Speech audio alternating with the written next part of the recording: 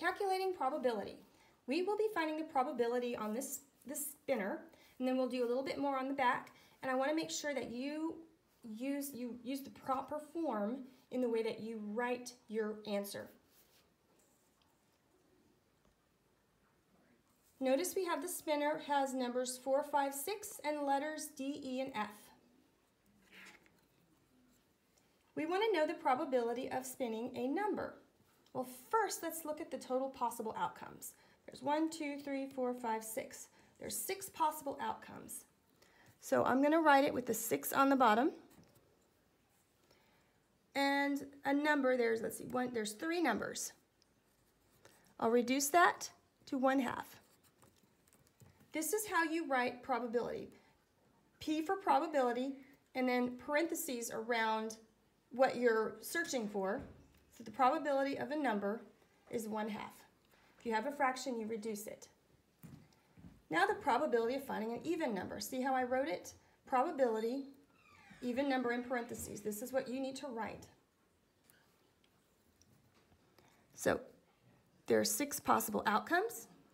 Even number, we have 2 even numbers. We reduce that to 1/3. So your answer is the probability of finding an even number is 1/3. Make sure your answer matches mine.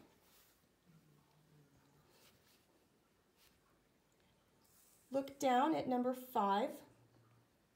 The probability of spinning a vowel. Once again, there are 6 possible outcomes.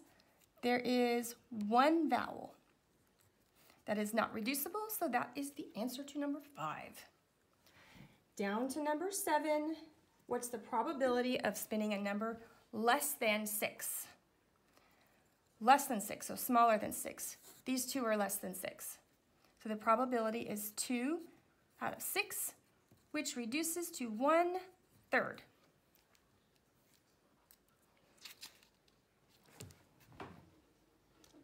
You do the rest on your own.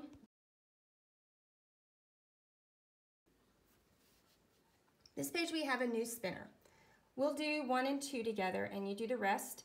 Just to help you out a little bit, I went ahead and wrote the form that you'll need on all of them actually. So if you're not sure what to write, there you go. Make sure that you write that. Your paper needs to have the probability of 4 in parentheses equals, just like that. We'll start with number 1, the number of possible outcomes. Well, what are the possible outcomes? 1, 2, 3, there are 5 different possibilities. So the number of possible outcomes is 5. So all of my fractions will have 5 on the bottom in the denominator. The probability of stopping on 4 is 1 out of 5. Odd number, you see well, I'm not going to tell you. Not odd or really even. I don't know why they didn't just say even. Stopping on a 5 or a 3. I do want to do this one with you, a 5 or a 3. Well, if you'll be happy, if you're playing a game and you could win if you move 5 spaces or 3 spaces and you're happy with either one, then that means there are 2 possibilities out of the 5 that will help you win. So you want either a 5 or a 3. You'll be happy with either one. So that means your chances are 2 out of 5. The probability of stopping on a number greater than 1.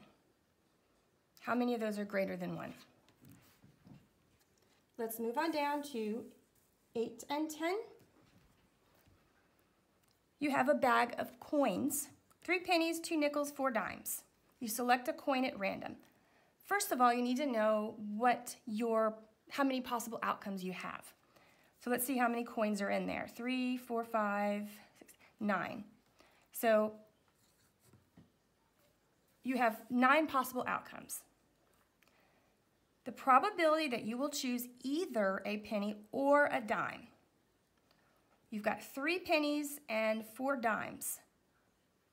So that's 7 chances out of 9. With my luck, I would still get a nickel. Number 10, the probability you will choose a coin worth more than 10 cents is. Well, are any of these worth more than 10 cents? You got nickels, dimes, and pennies. I'm going to say nope. Would be 0 out of 9, or just 0. You may finish.